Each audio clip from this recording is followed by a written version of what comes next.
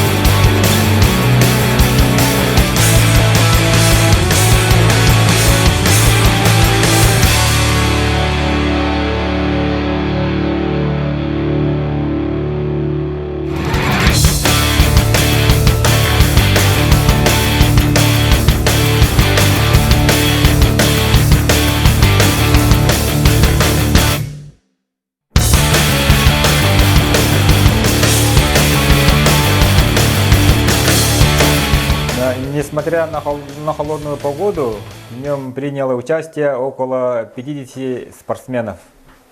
Вот. Приехали у нас спортсмены, приняли участие спортсмены из города Якутска, училища Олимпийского резерва, Северо-Восточного федерального университета, Самгинского улуса, Хангаласского, Мегана-Кангаласского и Вилюйского улуса. По 3 категориям прошли у нас соревнования. Это юниоры, мужчины, женщины и ветераны. А следующие соревнования у нас будут проходить в следующем году. Это 3-й кубок федерации в Чураптинском улусе.